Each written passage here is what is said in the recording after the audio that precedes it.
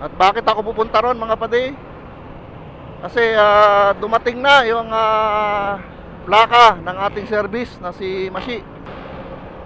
Alam niyo ba kung ilang taon bago inabot o bago dumating yung ating plaka? Yo, South mga padi! Welcome back po muli sa ating channel, ang Motocris Vlog Padi. Of course, this is Motocris, ang inyong lingkod, muling nagbabalik. Right, for our today's video, pupunta ako sa aking dealer, yung dealer ng ating motor. Ito ni si Mashi, na doon sa May Cubao, kung saan doon ko kinuha itong ating service na si Mashi, dealer ng mga motorsiklo, no? Yun ang ating pupuntahan. At bakit ako pupunta ron mga padi? Kasi dumating na yung plaka ng ating service na si Mashi. Pupunta natin ngayon doon para kunin. Alam niyo ba kung ilang taon bago inabot o bago dumating yung ating plaka? Kinuha ko to si Mashi sa kanila is November ng 2018. Anong taon na ba ngayon? 2024, di ba? April 2024 na ngayon. So, ilang taon mga padi? From November 2018 hanggang ngayon, April 2024. Kayo na magbilang. Di ba? 5 taon mahigit ba? Yun. Tagal, no? Bago dumating yung plaka. Hindi ko naman sinisisi yung dealer. Hindi naman siguro nila problema yon, di ba? Ang malamang may problema dyan, siyempre yung ating gobyerno, namamahala ng ating mga plaka. So yun ang may problema, no? Tingin ko hindi ko naman sila sinisisi, wala akong sinisisi. Dahil siyempre hindi naman din nila kagustuhan yon. Talagang nangyayari yan. Pero ang mahalaga ngayon is dumating na yung ating plaka. Kaya yun ang pupuntahan natin ngayon doon sa May Cubao. Babanggitin ko pa ba yung yung dealer? Hindi ko na babanggitin yung Wiltec Cubao. So yun, pupunta tayo ngayon doon sa Cubao para kunin nga ang plaka ni Mashi. After 5 years, at last, dumating din. Pero wala problema sa akin, mahalaga dumating. Pero yun nga, laki na lang ginastos ko sa pagpapagawa ng MB file number. Apat na palit yata ako ng MB file number. Kasi yung unang dalawa is plastic lang yon, yung transparent na plastic, yung pinagagawa sa mall. Madaling mabasag. So 2 beses ako nagpalit doon, 350 bawat palit. So naka 700 ako ng palit doon. Sumunod na palit ko is yung lata na, mga 300 plus din siguro. Sabihin na natin, naka 1,000 na ako. Tapos ngayong taon, bago ako magparehistro, nagpapalit uli ako ng plaka, ng MB file number. Kasi nga sabi nung pinagkuhaan ko ng ng insurance, dapat daw ay standard size. Yung unang size kasi ay ito. Ayan, nakikita nyo sa inyong harapan. Hindi raw niya yung standard. Ngayon, nagpapalit ako. Yan, yung bagong standard, ganyan daw, dapat mas malaki. Mas malaki yung standard size. Pero MB file number pa rin. So magkano ang gastos ko dyan? Nasa 300. So mahigit, mga 1,000 mahigit ang nagastos ko bago dumating itong ating plaka, no? So yun lang naman ang nagiging disadvantages o nagiging problema pagka wala pa yung plaka, no? Gagastos ka rin sa MB file number kasi bawal naman na tumakbo or gamitin mo yung iyong sasakyan or motorsiklo nang wala man lang kahit MB file number. Lalo na sa motorsiklo, nako, napakaigpit nila dyan. Kahit man lang MB file number, dapat meron ka. So yun, ganon ang nangyari. At ngayon nga, after 5 years ay dumating na nga ang plaka ni Mashi. So yun, ang ating pupuntahan. Pero bago yon, gumastos pa tayo. Wala naman tayo magagawa. Wala namang may kagustuhan na mangyari ang ganito. Yung ang tagal ng mga plaka, lalo na nung mga old model, no? 2018 pababa yata. Ang tagal ng mga plaka, hindi kagaya ng mga bago ngayon, nandyan na kagad yung kanilang plaka. At least dumating na ang plaka ni Mashi. Alright mga padi, right, basta ingat lang tayo palagi sa lahat ng ating mga ginagawang rides. Short rides man yan, o long rides, or endurance, or what. Mag-iingat tayo, na mga padi, ha. Basta wag nyo lang sabayan yung kakayanan ng inyong motor. Dahil nako, makina yan. Ang motorsiklo ay, or sasakyan ay, alam nyo na, siyempre makina.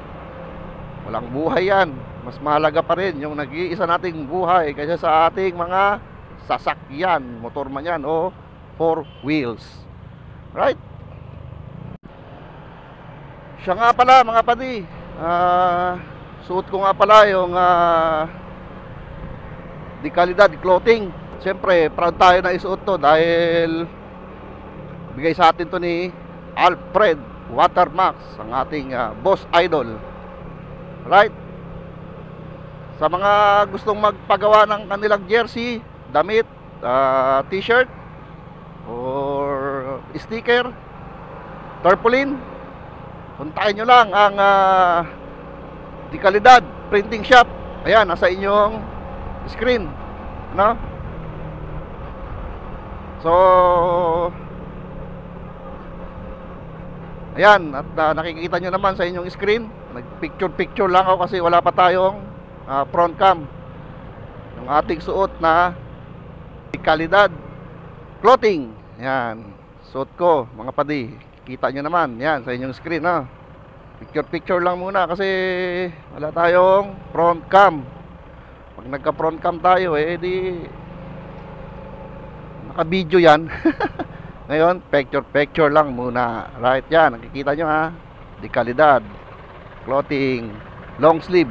Right.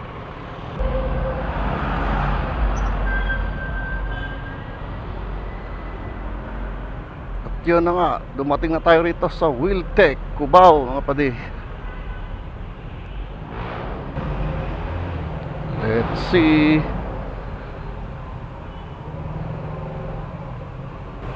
Ay, Borgman na rin sila rito, ah.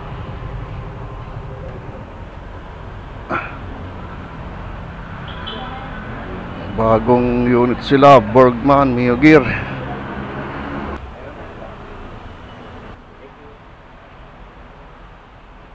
Plaka, kukunin ko.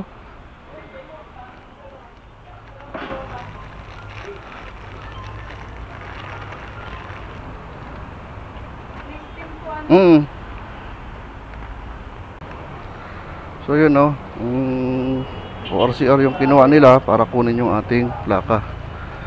So yun yung ating requirements.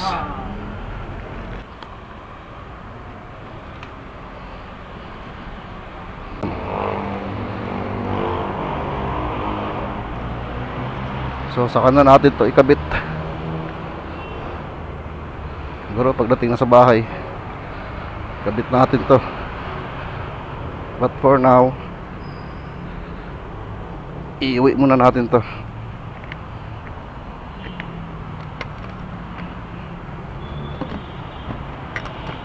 Alright, salamat Wheeltech Cubao.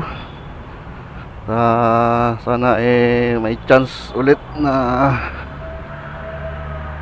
nakakuha ng bagong unit sa inyo.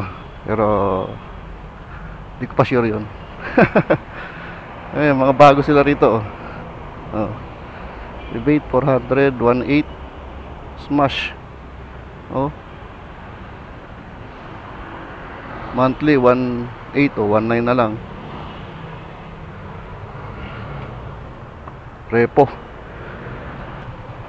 So puro Borgman lang yung bago nila. Meron din sila doon na Raider sa Mio Gear, no? Ayan, mga bago. Mayroon daw darating na Winner X sa kanila, no? At alam nyo naman, Sa ngayon, ang napupusuan ko ay Winner X. Kaya siguro nagtatampo to si Masi eh. Kala siguro niya papalitan ko siya. Masi, wala akong balak palitan ka. Kung sakasakali man kukuha ko ng panibagong motor, partner mo yon. Hindi ibig sabihin eh papalitan na kita. Sa tuwing nagbabalak akong sinasabi ko na kukuha ko ng bagong motor, nagiging sirain to si Masi eh. Nagiging sirain siya. At tuwing babanggit ako ng ibang motor na gusto kong kunin sa vlog, tatampo to. Nagiging sirain. Daming hinihinging Nagaya ngayon, balak kursunada ko ang Winner X. Binanggit ko sa vlog ko. Aba, nagkaroon ng problema. Si Masi mamatay pagkatagalan ng piga. Babara ng piga namamatay. Sa tuwing ganoon, siya, nagtatampo. Masi, huwag kang magtampo. Hindi naman porke kukuha ko ng bagong motor o nagbabalak pa lang na kumuha ng bagong motor, papalitan na kita. Hindi kita papalitan. Number 1 pa rin kita, Masi. Kukuha man ako noon, kung magkakaroon man ako ng bagong motor, kung magkakaroon, ay partner mo yon. Ano ka ba? Kaya ako nag-vlog dahil sa'yo. Tandaan mo yan, Masi Tatampo si Masi pagka mabanggit ako ng bagong motor eh. Huwag ka magtatampo, Masi Siyempre ikaw pa rin ang aking number 1 dahil ikaw ang aking kauna-unahang motor. Hindi kita pababayaan na basta na lang mawala sa akin. Alright, nagkakaintindi naman tayo, Masi. Alam mo naman, nakakaintindi si Masi.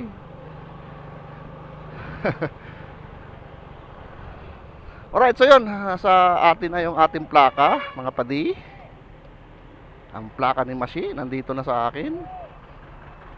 Hawak na natin. At anong nangyayari?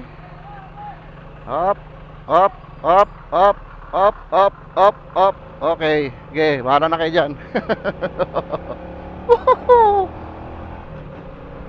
Right, yun nga.